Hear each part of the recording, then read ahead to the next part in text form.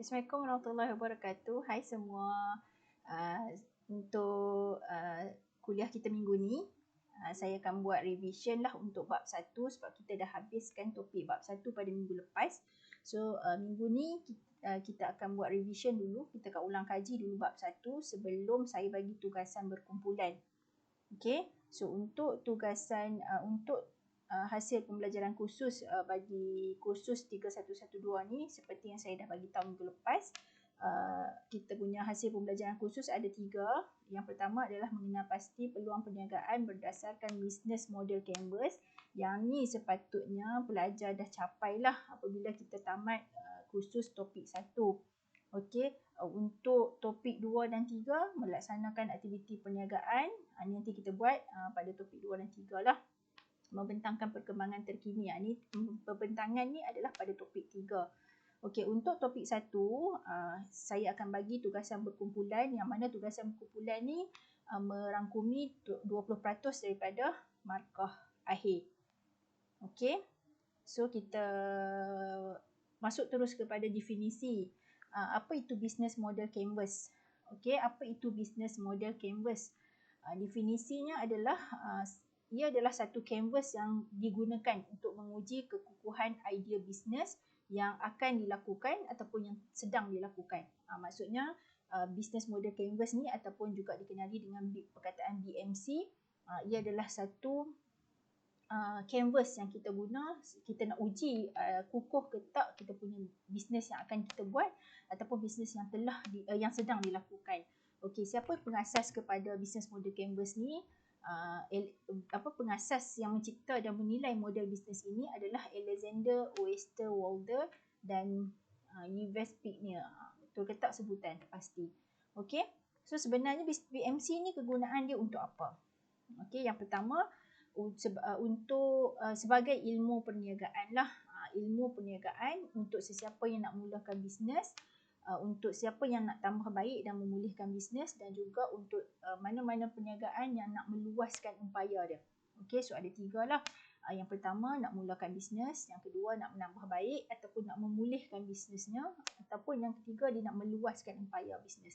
Jadi untuk ketiga-tiga tujuan ini boleh digunakan business model canvas. Okey, apa kepentingan BMC? Apa pentingnya BMC ni untuk sesuatu perniagaan? Okey, yang pertama adalah untuk susun semula perniagaan sedia ada ataupun untuk mencari kelemahan bisnes. Sebab apa? Sebab bila bisnes yang telah dijalankan, kita nak cari apa kelemahan bisnes kita supaya kita boleh memaksimalkan keuntungan. Okey, dan juga menambah nilai dalam bisnes tersebut. Okey. Kemudian BMC ni juga adalah satu model untuk menguji idea perniagaan ataupun projek yang belum dilaksanakan. Okey, so ada 2 lah. Ada 2 kepentingan utama BMC, Business Model Canvas ni ada 2 kepentingannya. Yang pertama adalah untuk menyusun semula perniagaan kita lah. Kalau kita dah ada bisnes, kita nak susun balik bisnes kita supaya bisnes kita tu dapat keuntungan yang maksimum. Okey, ataupun kita nak cari apa kelemahan-kelemahan bisnes kita supaya kita boleh tambah baik, supaya kita boleh tambah nilai dalam bisnes kita tu lah. Okey, ataupun BMC ni juga boleh juga digunakan sebagai nak uji idea perniagaan ataupun projek yang belum dilaksanakan. Okey, selain daripada tu, apa pentingnya BMC ni adalah sebagai satu peluang perniagaan. Peluang perniagaan untuk kita nak tengok sama ada bisnes kita itu sustainable ataupun tidak. Apa yang dimaksudkan dengan sustainable ni? Nak tengok adakah bisnes kita ni boleh kekal lama tak? Kan, boleh kekal, boleh panjang tak, boleh tahan lama tak bisnes kita ni. Jadi kita boleh gunakan BMC untuk tengoklah, untuk uji bisnes kita itu boleh kekal ataupun tidak. Ataupun kepentingan BMC ini adalah untuk bantu kita merancang bisnes dengan lebih menyeluruh agar tidak terlepas pandang perkara-perkara penting. Sebab dalam BMC ni nanti dia macam satu canvas yang kita senaraikan keperluan-keperluan. Adalah dia punya faktor-faktor yang kita akan senaraikan dalam BMC. Okey. Apa yang disenaraikan? Apa faktor ataupun dipanggil blok? Komponen ataupun blok ataupun faktor yang patut ada dalam sesuatu business canvas. Maksudnya kita kena ada perkara-perkara ni, ada 9 komponen yang perlu ada dalam BMC. Maksudnya kalau awak dah ada perniagaan, awak nak uji perniagaan awak, ataupun awak dah belum ada perniagaan tapi dah ada idea, kita nak uji adakah idea perniagaan kita tu boleh diteruskan ataupun tidak, kita bina dulu BMC. Kita bina dulu BMC dengan 9 komponen ini ataupun yang dipanggil sebagai blok ataupun komponen. Okey, yang pertama adalah value proposition. Nilai tawaran, nilai yang ditawarkan ataupun nilai tawaran. Okey, value proposition. Apa yang dimaksudkan dengan value proposition ni? Nanti sebenarnya kita akan go through detail lah, kita akan pergi satu persatu. Tapi untuk pengenalan kepada komponen ni, saya terangkan secara ringkas lah. Untuk value proposition ataupun nilai yang ditawarkan, yang pertama kita kena tanya pada diri kita sebagai pemilik perniagaan. Kita tanya kepada perniagaan kita, what value do we deliver to the customer? Apakah nilai yang kita nak sampaikan kepada customer? Apa nilai yang kita nak tawarkan? Apa nilai yang kita nak beri? Apa nilai yang kita nak sampaikan kepada pelanggan? Kita kena tahu nilai bisnes kita. Okay, so ini yang pertama, komponen yang pertama yang perlu ada pada atas canvas tu, yang perlu ada pada BMC kita. Okay, yang kedua, which one of our customers' problems are we helping to solve?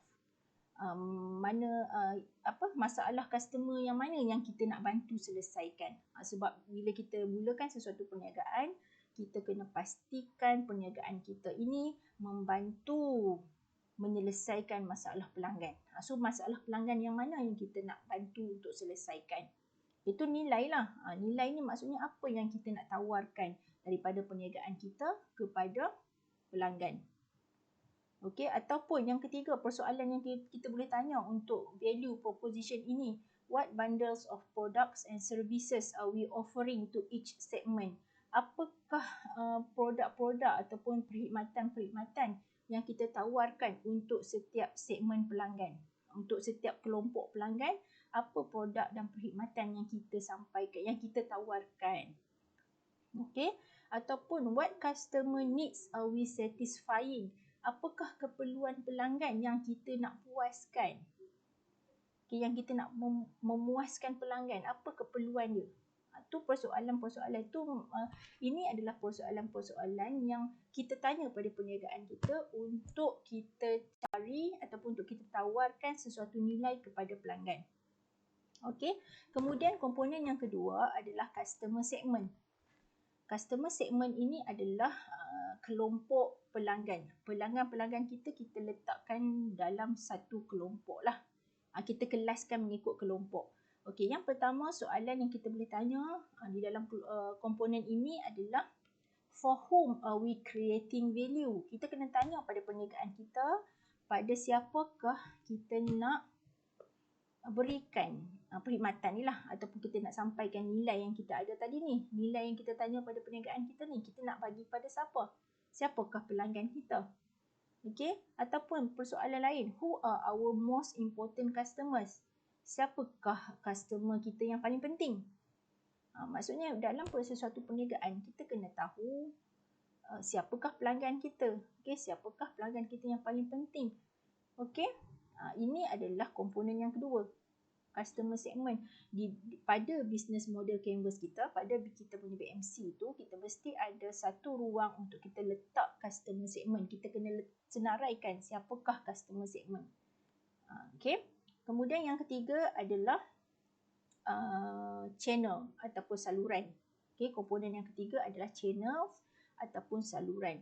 Okey, apa yang boleh ditanya dekat sini? Through which channels do our customer segments want to be reached? Maksudnya kita nak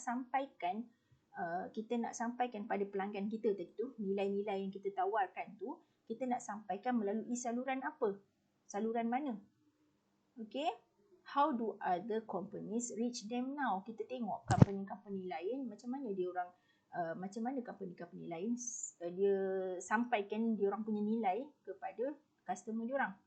Okay, which ones work best? Which ones are most cost efficient? kalau kita ada saluran-saluran, kita ada beberapa senarai saluran-saluran yang kita nak sampaikan nilai ataupun perkhidmatan ataupun produk kita tadi tu, kita kena tahulah di antara saluran-saluran tu yang manakah yang paling cost efficient, yang mana yang paling murah. Okey? Okey, boleh? Itu adalah komponen yang ketiga. Okey, bagi komponen yang keempat, yang perlu ada pada BMC adalah customer relationship. Kena identify ataupun kena kenal pasti customer relationship, perhubungan pelanggan di antara pelanggan dan kita lah, kita yang menawarkan perniagaan tadi kan. Okay, how do we get, keep and grow customers? Kita kena tahu bagaimana kita nak dapatkan customer, kita nak kekalkan customer kita ataupun kita nak kembangkan customer. Okay, ini tiga point lah dekat sini. Dalam customer relationship, kena tahu cara perhubungan yang kita nak buat dengan pelanggan supaya pelanggan kita boleh dapatkan pelanggan baru ataupun kita boleh kekalkan pelanggan yang sedia ada ataupun kita nak kembangkan lagi jumlah customer kita. Macam tu. Okay, which customer relationships have we established?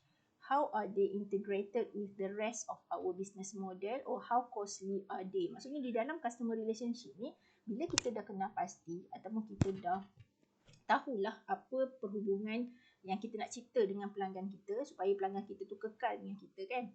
Jadi kita kena tahu dari segi cost. Macam mana, adakah perhubungan kita customer relationship kita dengan pelanggan tu melibatkan kos yang tinggi. Kan? Itu komponen yang keempat.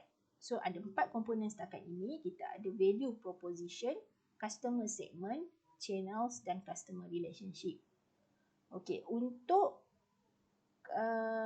komponen yang kelima, yang perlu ada pada BMC adalah revenue stream.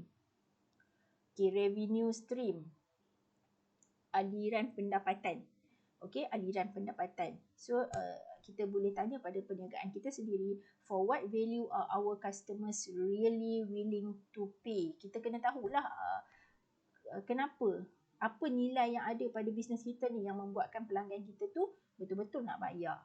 Okey, apa yang for what do they currently pay? What is the revenue model? What are the pricing tactics? Kena tahulah macam mana kita nak kekalkan, macam mana taktik kita untuk mendapat aliran pendapatan. Sebab pada komponen yang kelima ni kita akan ada aliran pendapatan satu kali ataupun banyak kali. Maksudnya sekali dapat pelanggan bayar, habis. Ataupun pelanggan yang sama kita dapat dan dia bayar berulang kali. Itu revenue stream. Okay, kena tahu macam mana kita nak dapatkan aliran pendapatan secara satu kali ataupun secara berulang. Okay, kemudian yang keenam, komponen yang keenam adalah key resources. What key resources do our value propositions require? Our distribution channels, customer relationships ataupun revenue streams. Key resources ni kita akan tengok lepas ni lah. Kita akan tengok selepas ni apa yang perincian tentang key resources lah. Okay, untuk key activities, apa aktiviti yang kita nak buat untuk kita capai pendapatan tadi. Ataupun kita nak apa aktiviti yang kita buat untuk kita sampaikan nilai kepada pelanggan. What key resources, what key activities do our value proposition require? Maksudnya untuk kita sampaikan nilai, contoh kalau kita kata kita nak sampaikan perkhidmatan kita kepada pelanggan, kan? Apa aktiviti yang kita buat? Okey. Kemudian key partners. Di dalam perniagaan kita, siapakah our key partners? Ada tak kita ada key partners tak? Kita ada rakan kongsi tak? Untuk sesuatu perniagaan kadang-kadang perlu untuk kita ada rakan kongsi. Dia adalah kelebihan-kelebihan dia, sebab-sebab dia nanti saya cerita. Okey. So kita akan tahulah jika kita ada rakan kongsi, kita kena nyatakan dekat situ which key activities do partners perform, dekat bahagian aktiviti mana yang rakan kongsi kita terlibat. Okey.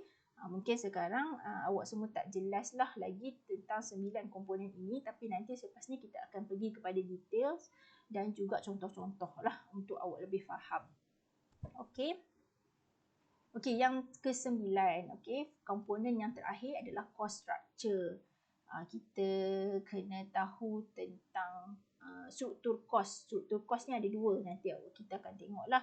Okey, yang kita akan di dalam cost structure ni kita akan tengok which key resources are most expensive, which key activities are most expensive. Dalam key resources ni sebenarnya banyak lah.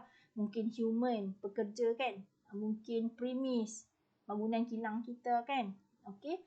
So mungkin kos bahan mentah itu adalah key resources. So kita kena pasti dekat cost structure ni, adakah di antara key resources tadi yang mana yang paling mahal? Adakah pada bayaran gaji pekerja kan, ataupun adakah pada bahan mentah? Ini kita kena jelaslah, jelas dan nyatakan pada BMC. Okay, kemudian key activities, kena tahu juga aktiviti mana yang paling mahal. Sebab cost structure ni kita kena nyatakan cost structure kita, sebab cost structure ini akan mempengaruhi harga perkhidmatan ataupun harga produk.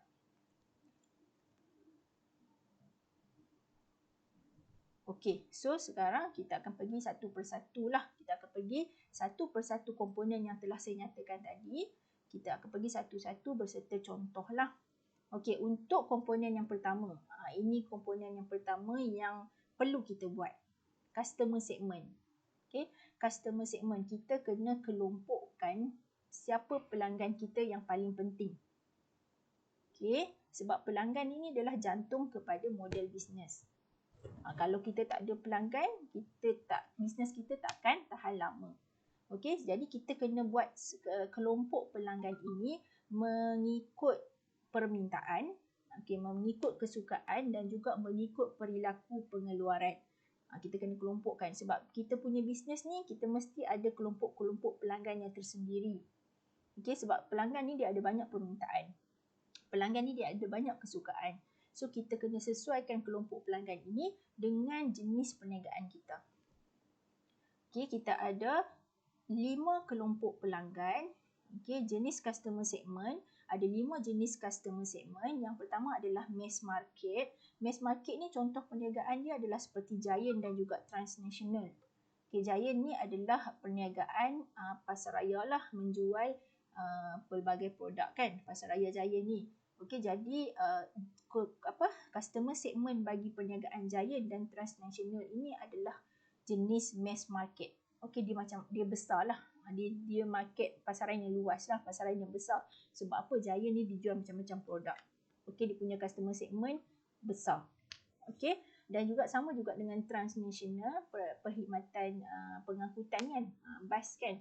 Jadi dia pun customer segment dia adalah mass market. Okey, yang kedua adalah niche. Niche ni contohnya perniagaan seperti rangkaian Azin ataupun Al-Baiti ataupun Halal Mart. Okey, itu contoh-contoh pasaraya, tetapi pasaraya yang ada dia punya niche. Dia ada specialty dia. Contoh macam rangkaian Azin ni, dia menjual barangan-barangan organik dan barangan halal. Macam Al-Bait ke Al-Baiti, saya pun dah lupa. Dia juga adalah perniagaan yang menjual barangan-barangan organik dan halal. Ataupun Halal Mart. Halal Mart ni sebab nama dia Halal Mart. Dia menyediakan ataupun menjual barang-barang yang halal lah. Semua barang-barang yang halal. Ataupun Muslim Mart, menjual barang-barang Muslim saja. Itu adalah niche. Jadi customer segment dia adalah jenis niche. Dia target kepada Muslim customer. Okay, kelompok customer dia adalah di kalangan Muslim. Itu contoh. Okey, yang ketiga adalah multi-sided. Multi-sided. Okey, multi-sided ni contohnya macam syarikat Karang Craft. Syarikat Karang Craft ni adalah syarikat penerbitan. Syarikat penerbitan. Dia mempunyai pelanggan daripada kalangan pembaca majalah ataupun pelanggan dia daripada kalangan periklan. Sebab apa? Sebab syarikat Karang Craft ni dia ada mengeluarkan majalah lah. Okay, dia ada mengeluarkan majalah di mana majalah dia ni satu produk dia majalah, dia ada 2 customer segment lah kat sini. Satu adalah dari kalangan pelanggan yang beli majalah dia sebab nak baca majalah. Satu lagi adalah pelanggan dia yang beli majalah dan nak iklankan iklan diorang ni pada majalah tersebut. beli ruang iklan lah, bukan beli majalah. Dia kalangan customer dia di kalangan pengiklan yang membeli ruang iklan lah untuk iklankan produk diorang. So dia punya syarikat Karangcraft ni mempunyai satu produk, tetapi produk dia ada multi-sided customer segment. Okey. Kemudian yang keempat, kita ada diversified.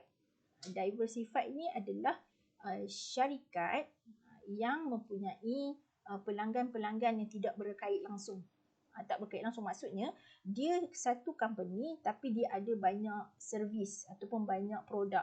Contohnya kat sini kita bagi Sime Darby. Sime Darby kan adalah company besar yang dia dalam masa yang sama dia jual rumah, dan dalam masa yang sama juga dia menjual produk makanan jenama Alif, minyak tu yang ada dekat pasaran tu. Okay, jadi Sime Darby ni satu company tapi dia ada banyak services ataupun banyak produk, hartanah ada dan juga makanan pun ada. So dia punya customer segment dia adalah pelanggan-pelanggan yang tidak berkait. Maksudnya orang yang beli rumah ni mungkin di kalangan kelompok yang lain berbanding orang customer yang membeli produk makanan. Tak berkait kan? Rumah dengan makanan tidak berkait langsung lah. Okey. Ataupun yang kelima, kita ada segmented. Jenis customer segment adalah segmented bersegmen. Contohnya dekat sini kita bagi contoh syarikat Lego. Syarikat Lego ni dia ada pelbagai segmen produk bagi kategori pelanggan berbeza. Contoh, dia keluarkan Lego tapi setiap Lego ni dia ada segmen-segmen, dia ada kategori-kategori. Okey. Dan setiap kategori dia ni dia ada jenama yang berbeza. Kita panggil sub jenama lah. Contohnya yang pertama teknik. Jenama teknik bawah Lego ada jenama teknik untuk remaja lelaki, Duplo bagi kanak-kanak dan Mindstorm bagi pelanggan lebih dewasa. So dia punya customer ada beberapa kategori dan setiap kategori tu ada sub-sub jenama di bawah Lego. Okay, so ini adalah 5 customer segment yang kita kena kenal pasti untuk kita letakkan ataupun kita senaraikan pada BMC kita. Okay, adakah kita customer segment kita jenis niche ataupun multi-sided ataupun mass market ataupun diversified. Okay, kemudian yang kedua adalah komponen value proposition. Nilai yang ditawarkan, tawaran nilai. Okey, tawaran nilai yang kita boleh janjikan kepada pelanggan berdasarkan perkhidmatan ataupun produk yang kita jual. Okey, contoh macam persoalan yang kita tanya di perniagaan kita sendiri tadilah, kita kata apa nilai yang kita nak bagi kepada pelanggan, apa masalah yang kita nak selesaikan, keperluan mana yang kita nak puaskan. Ini adalah persoalan-persoalan. Kita nak cari sesuatu nilai yang ada pada perkhidmatan ataupun produk kita untuk kita tawarkan kepada pelanggan. Okay, dan perkhidmatan ataupun produk bisnes kita itu boleh mempunyai lebih daripada satu nilai lah. Kalau ada banyak nilai lagi bagus lah. Okay? Kalau ada banyak nilai lagi bagus lah. Sebab apa? Bila kita boleh buat tawaran nilai yang banyak, itu menjelaskan kelebihan yang ada pada produk kita. Okay, so value proposition ini juga terbahagi kepada banyak. Ni beberapa jenis lah, beberapa ada berapa? 11 jenis value proposition. Yang pertama, newness. Baru. Nanti kita pergi satu persatu. Okay, performance, prestasi, customization, personalisasi, getting the job done, selesaikan tugas, design, reka bentuk, status, price, cost reduction, risk reduction, accessibility dan convenience. So kita akan pergi satu-satu. Apa nilai yang dimaksudkan dengan baru, prestasi dan sebagainya ni. Okey, untuk value proposition, tawaran nilai yang pertama adalah newness, baru kan. Kita menawarkan produk ataupun perkhidmatan yang tidak pernah dijual sebelum ni. Itu yang kita kata ni value proposition jenis baru ni. Baru ni maksudnya kita kata kita jual sesuatu produk ataupun perkhidmatan yang tidak pernah dijual sebelum ni. Contoh katalah kalau dari sektor makanan, mungkin kita reka ataupun kita hasilkan satu produk baru, contohnya cube udang contohlah kan. Okey, sebab yang ada di pasaran dah ada cube ikan bilis, cube ayam, cube tom yum, apa lagi? Cube sup tulang dan sebagainya kan. Tapi tak pernah lagi tengok cube udang. Contohlah, okey, jadi kita sebagai peniaga, kita nak hasilkan produk cube udang, kita fikir nilai kita adalah nilai barulah.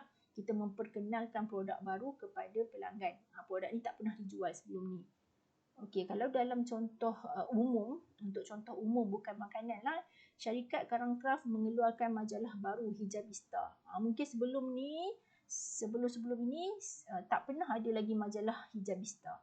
Jadi syarikat Karangcraft ni dia mengambil inisiatif mengeluarkan majalah baru yang diberi jenama Hijabista lah. Jadi dia menawarkan produk yang tak pernah dijual sebelum ni. Hijabista ni mungkin majalah yang kesemuanya berkaitan dengan hijab lah, kan, model-model Hijabista lah dan sebagainya. Okey, kemudian yang kedua kita ada value performance, prestasi. Value prestasi maksudnya kita tawarkan produk kita ni dengan nilai prestasi. Contohnya kebiasaannya berlaku dalam industri yang melibatkan peralatan dan jentera. Biasanya kenderaan lah. Kalau tengok contoh kat sini, Toyota menawarkan kereta-kereta yang dicanang sebagai mempunyai prestasi yang lebih baik. Kalau kita pernah tengok iklan lah ataupun kita pergi kepada showroom kereta dan sebagainya, kita selalu dengar orang cerita tentang prestasi-prestasi. Kalau dia punya salesman ke apa kan, dia akan war-warkan, dia akan ceritakan kelebihan kenderaan-kenderaan dia orang ni dengan prestasi-prestasi yang lebih baik. Dari segi apa? Mungkin dari segi kuasa ataupun penjimatan minyak. Mungkin dia cakap kereta dia ni, Toyota ni lebih berjimat minyak berbanding kenderaan jenama-jenama lain lah. Berdasarkan dia buat uji kaji sikit, tunjukkan boleh bawa berapa kilometer semua. Itu adalah nilai yang ditawarkan dari segi nilai jenis prestasi. Okey, jadi dia boleh untuk value ini, untuk nilai ini, syarikat boleh buat perbandingan prestasi antara produk dia sendiri. Contoh dia ada beberapa model, Toyota Avanza, Toyota Answer, Toyota Vios contohlah kan. Mungkin dia nak bandingkan Toyota Avanza dengan Toyota Vios, contohlah. Okey, itu produk dia sendiri, ataupun dia nak bandingkan dia punya produk dengan produk pesaing. Contoh mungkin dia nak bandingkan Toyota dengan Honda ke, kan, dan sebagainya lah. Itu dari segi prestasi. Kemudian yang ketiga adalah customization ataupun personalisasi. Okey, biasanya tawaran ini adalah bagi perniagaan yang menghasilkan barangan atau memberikan perkhidmatan secara tempahan. Okey, ni kalau kita buat servis ataupun kita menjual produk berdasarkan tempahan. Contohnya macam tukang jahit baju. Kebanyakan tukang jahit baju dia membuat baju, mengambil tempahan, menjahit baju berdasarkan tempahan. Jadi itu adalah personalisasi. Maksudnya nilai yang ditawarkan oleh tukang jahit ni adalah nilai personalisasi. Dia buat khusus untuk kita je. Dia ukur saiz badan kita, dia buat khusus untuk baju tu untuk kita sahaja. Itu customization. Maksudnya tukang jahit dan tukang yang buat papan tanda kedai ni dia ada satu nilai yang special lah, iaitu menghasilkan barangan secara tempahan. Okay, biasanya bisnes-bisnes jenis ni mesti ada kepakaran lah, mesti ada kepakaran untuk menghasilkan barangan yang diminta berdasarkan tempahan. Okey, kemudian yang keempat adalah nilai getting the job done. Apa yang dimaksudkan dengan nilai getting the job done ni? Maksudnya nilai yang kita tawarkan untuk menyelesaikan masalah customer. Contoh kat sini dia kata nilai ini adalah dibuat kerana terpaksa dan terdesak bagi menyelesaikan masalah. Biasanya macam contoh pelanggan kita ada sesuatu masalah yang dia nak perkhidmatan kita untuk selesaikan. Contoh kat sini pelanggan lah, seseorang itu adalah pelanggan, dia memanggil syarikat Rentokil kerana rumahnya sudah diserang anak-anak. Jadi maksudnya kes kat sini perniagaan syarikat Rentokit ini dia memberikan perkhidmatan untuk menyelesaikan masalah pelanggan. Dia ditawarkan perkhidmatan untuk menyelesaikan masalah pelanggan. Kebiasaannya pelanggan-pelanggan yang terdesak ni dan terpaksa ni, dia akan mencari perkhidmatan yang boleh menyelesaikan masalahnya. Selain pada anai-anai mungkin apa lagi? Mungkin paip tersumbat kan, dan sebagainya, elektrik kan, berkaitan dengan elektrik. Dia perlukan servis perkhidmatan yang boleh membantu dia untuk menyelesaikan masalahnya. Ataupun kita kata dia ada masalah sakit gigi, contoh masalah lah kan, dia memerlukan perkhidmatan doktor gigi untuk menyelesaikan masalahnya. Ini adalah nilai getting the job done, selesaikan masalah lah. Okey, nilai yang seterusnya adalah design, reka bentuk. Okey, nilai yang ditawarkan dari sudut reka bentuk. Ni banyak jugalah. Kebanyakan nilai yang ditawarkan ni, reka bentuk ni adalah bila berlakunya lambakan ataupun beberapa produk yang harganya lebih kurang serupa. Okay, kita nak keluarkan sesuatu produk yang dah banyak dah produk tu dekat pasaran, tapi kita tawarkan nilai yang baru, iaitu dari segi reka bentuk. Mungkin reka bentuk yang lebih menarik, mungkin reka bentuk yang lebih sporty. Ni contoh untuk kenderaan lah. Kalau kenderaan, contohnya macam Toyota, Nissan dan Honda, dia ada kelas harga yang sama. Okay, Toyota, Nissan dan Honda ni mungkin dia ada model kereta yang ada kelas yang harga yang sama. Jadi dalam keadaan sebegini, kebiasaannya customer dia akan pilih berdasarkan reka bentuk. Okay. Jadi mana-mana syarikat di antara ketiga-tiga tadi yang menawarkan nilai reka bentuk yang lebih menarik akan dapat pelanggan lah. Ini nilai reka bentuk. Okey, sama jugalah untuk kalau kita nak apply dalam bidang makanan, mana-mana makanan yang ada reka bentuk yang menarik, yang membuat pelanggan tertarik untuk membeli, itu akan jadi satu nilai pada syarikat tersebut. Okey, dan seterusnya kita ada nilai status ataupun jenama. Pernah tak kita sebagai pelanggan membeli produk berdasarkan jenama? Maksudnya kita pilih produk tu mengikut jenama lah. Maksudnya kita tak tengok dah harga ke, kita tengok jenama je. Okey, barangan dibeli kerana status dan jenamanya. Contoh kat sini, memiliki beg Louis Vuitton dikaitkan dengan kejayaan dan kekayaan. Okey, mungkin orang pelanggan ni dia membeli berdasarkan jenama. Sebab apa? Sebab jenama-jenama itu melambangkan kekayaan, melambangkan kejayaan ataupun melambangkan kepuasan hati dia kan. Itu berdasarkan status. Maksudnya kalau kita ada jenama, itu adalah satu nilai pada produk kita lah. Kalau kita mengeluarkan produk dan kita memang ada jenama tersendiri yang dikenali ramai, itu adalah satu nilai kepada perkhidmatan ataupun produk kita. Okey, dan yang seterusnya adalah harga, price. Sebuah syarikat boleh menonjol dalam pasaran dengan menawarkan produk atau perkhidmatan yang sama pada harga yang lebih rendah. Kalau kita tengok contoh kat sini, yang paling nampak ketara adalah syarikat penerbangan AirAsia berbanding dengan syarikat-syarikat penerbangan lain. Jadi syarikat penerbangan AirAsia dia menawarkan tambang murah kan, harga tambang murah yang membuatkan semua orang pun boleh fly.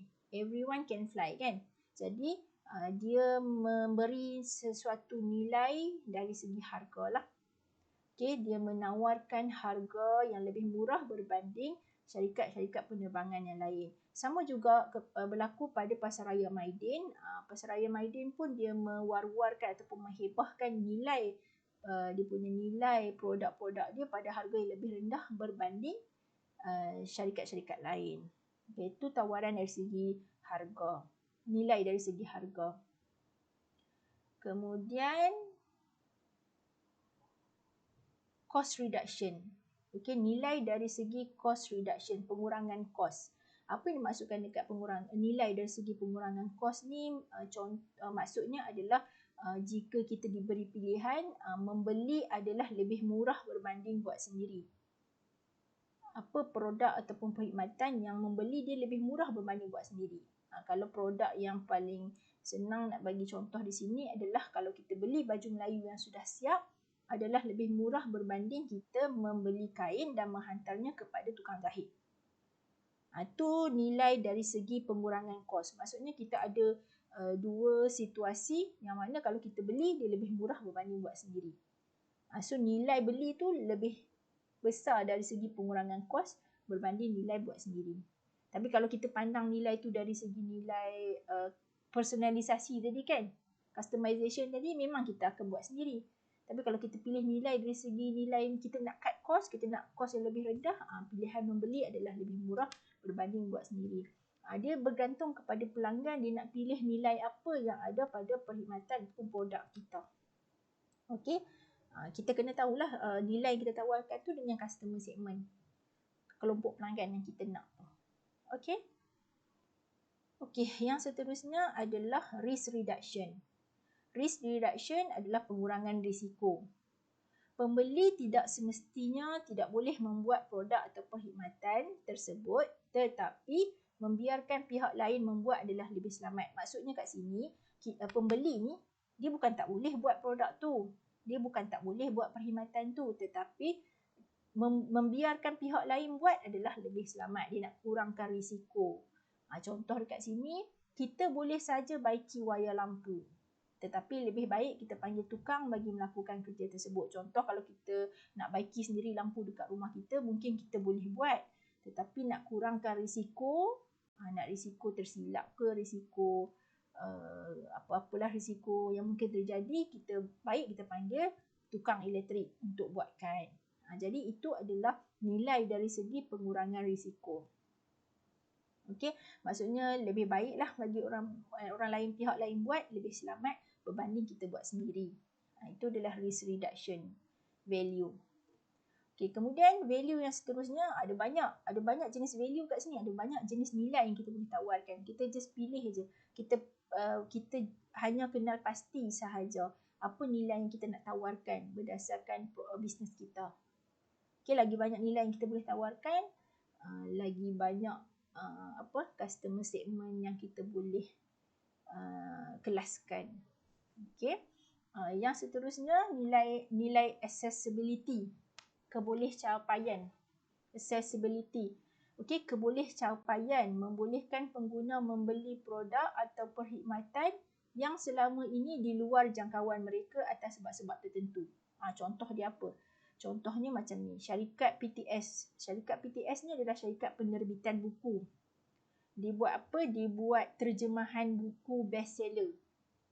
Buku yang bestseller yang laris kat pasaran tu kan, dia buat terjemahan.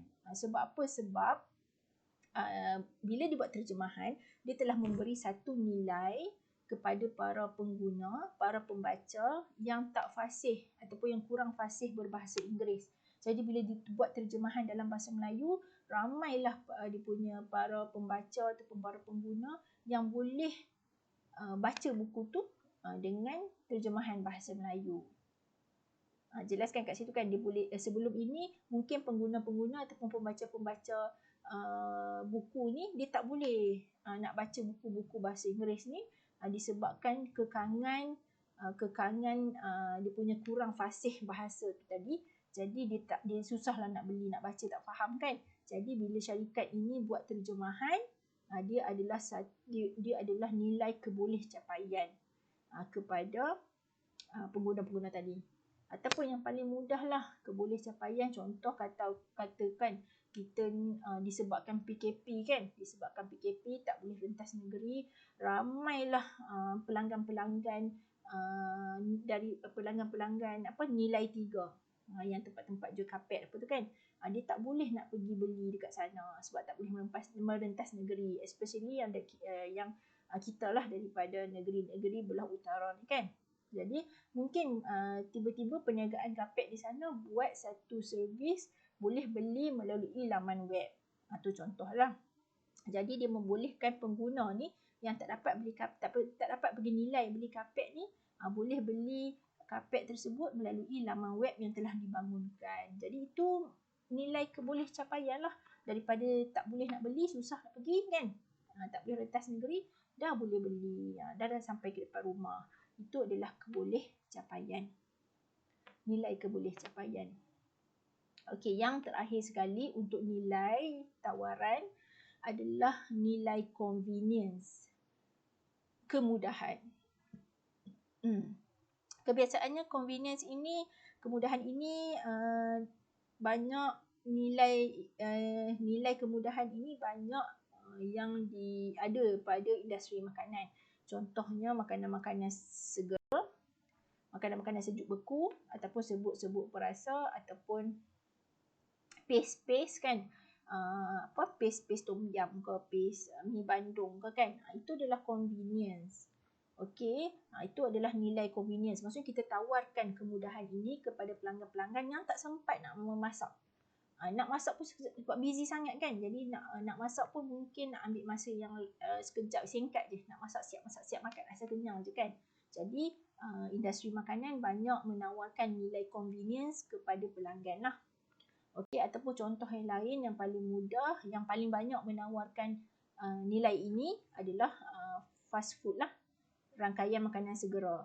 Tak kisahlah apa pun rangkaian makanan segera yang ada dekat Malaysia ni kan. Okey, kebanyakannya menawarkan kaunter pandu lalu, drive thru. Itu satu. Dah convenience, tak payah turun beratur pergi beli kan. Drive thru je. Tambah-tambah sekarang pandemik kan.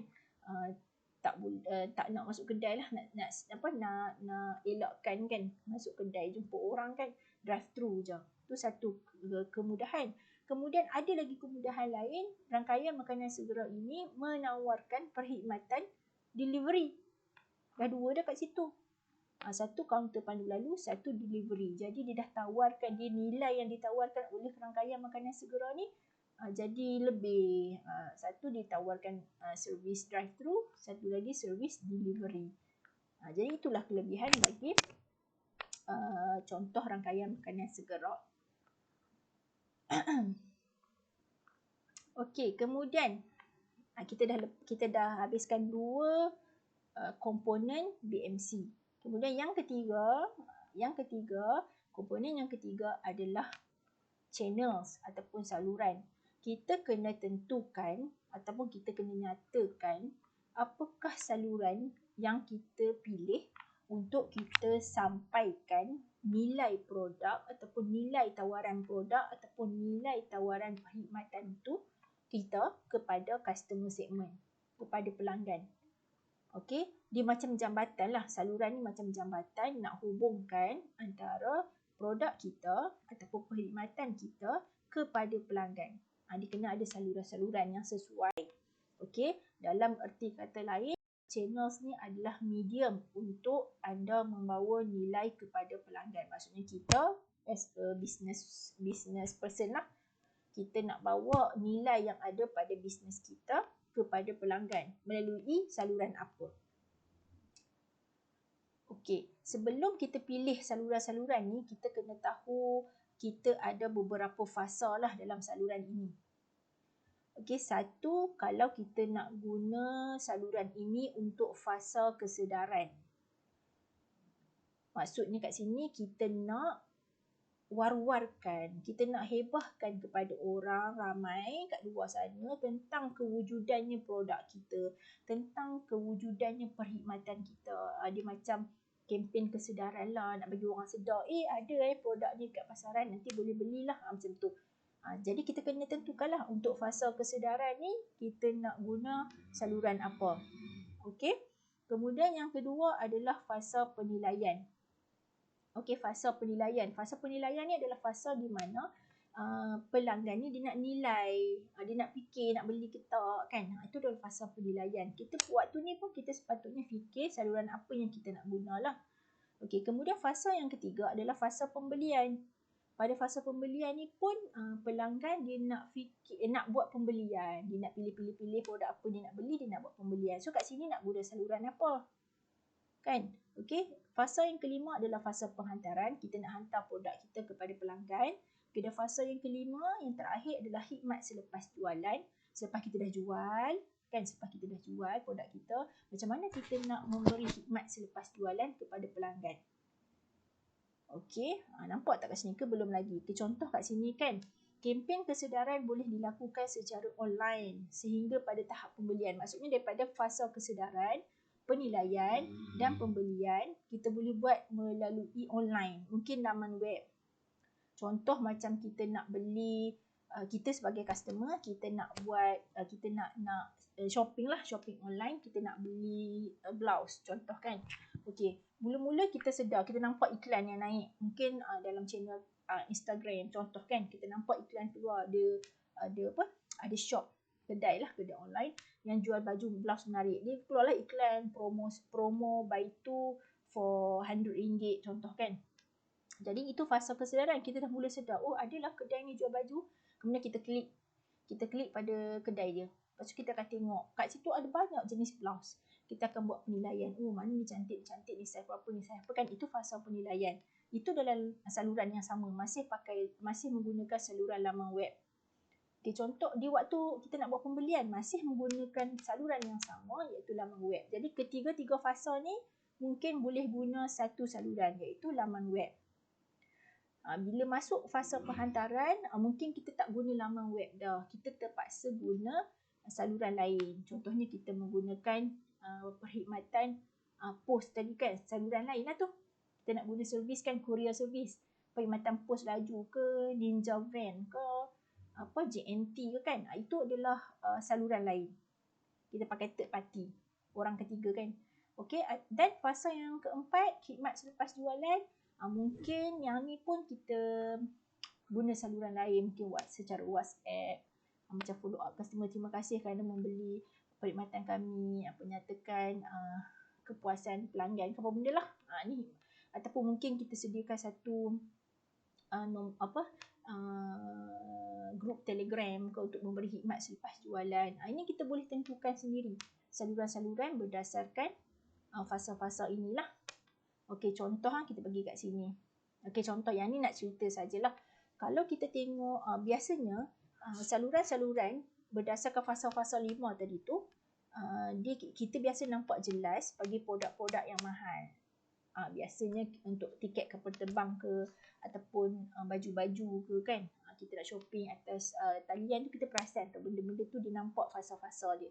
Tetapi kalau kita pergi pasar malam, fasa 1 daripada kesedaran tu, kesedaran, penilaian, pembelian, penghantaran, tak nampak sangat dia punya jelas, dia punya pemisahan fasa. Maksudnya dia punya antara tempoh masa kita nak sedar orang tu jual kat pasar malam tu sehingga kita nak beli, sampai dia bagi produk dekat kita adalah dalam jangka masa yang singkat. Mungkin tak nampak pun dia punya saluran, kan, tak nampak dia punya fasa. Tiba-tiba je terus pergi belah kan. So dan dalam perniagaan pasar malam ni, fasa kelima tu yang khidmat selepas jualan tu mungkin tak berlaku langsung lah. Ada ke kita pergi pasar malam tiba-tiba ada khidmat selepas jualan? Tak ada kan. Okay. So biasanya untuk pembelian di pasar malam ataupun pembelian di kedai-kedai runcit, biasanya tak nampak sangat pemisahan fasa. Biasanya produk-produk eksklusif lah, ataupun tak eksklusif pun, macam produk-produk yang menggunakan saluran laman web tu, kita perasan lah dia punya pemisahan fasa. Okey, so kita masuk kepada jenis-jenis channel. Nak guna saluran apa nak sampaikan nilai? Okey, yang pertama kita boleh guna pemborong lah. Kita boleh guna pemborong di kalangan orang tengah ataupun rakan. Okey, ataupun kita boleh guna saluran rakan kedai niaga. Maksudnya kita nak sampaikan produk kita ni, yang pertama tadi kita ada produk, kita ada pemborong yang datang beli produk kita, lepas tu pergi jual lah kan. Ataupun kita ada rakan kedai niaga. Rakan kedai niaga ni macam franchise lah, macam franchise kan. Kita buat produk kita, betul ada orang lain dia berminat nak jual produk kita ni, dia pun mendaftar jadi rakan kedai niaga lah. Ataupun kedai sendiri, kita sendiri yang salurkan produk kita tu menerusi saluran kedai kita sendiri. Buka kedai je, sama ada lah kedai fizikal lah kan, kedai sendirilah, maksudnya kedai sendiri yang jual. Okey, ataupun laman web. Laman web. Laman web ni maksudnya kita buka website, kita sendiri yang buka laman web dan kita jual secara terus lah. Ataupun yang terakhir sekali, mungkin kita menggunakan saluran jurujual. Kita ada perniagaan, kita ada produk, kita menggunakan ejen-ejen. Jurujual lah, ejen-ejen kita sendiri mengedarkan kepada ejen-ejen, ejen yang akan jual produk-produk inilah kepada yang akan sampaikan nilai-nilai produk kita kepada pelanggan. Okey, kita bagi satu contoh sebelum kita tamat untuk sesi 1 ni. Okey, adalah contoh syarikat AirAsia. Dia menggunakan 3 jenis saluran, iaitu kedai rakan niaga, kedai sendiri dan web. Okey, kedai rakan niaga ni contohnya macam agensi pelancongan. Kalau awak buka mana-mana website agensi pelancongan, awak akan perasan setiap agensi ni dia akan nyatakan dekat situlah nak tempah tiket penerbangan ke apa melalui AirAsia ke apa, dia akan nyatakan kat situ. Itu maksudnya dia ada kedai rakan niaga. Maksudnya agensi pelancongan itu adalah kedai rakan niaga kepada syarikat AirAsia. Okey, ataupun AirAsia ni ada kedai sendiri. Kedai sendiri ni mungkin kaunter-kaunter di airport lah. Dia secara fizikal kan kaunter-kaunter di airport yang pelanggan boleh pergi terus kepada kaunter-kaunter untuk membeli tiket, ataupun dia menggunakan laman web airasia.com. Okey. Okey, itu adalah 3 jenis value proposition. 3 jenis itu adalah 3 komponen bagi BMC yang telah saya terangkan tadilah, iaitu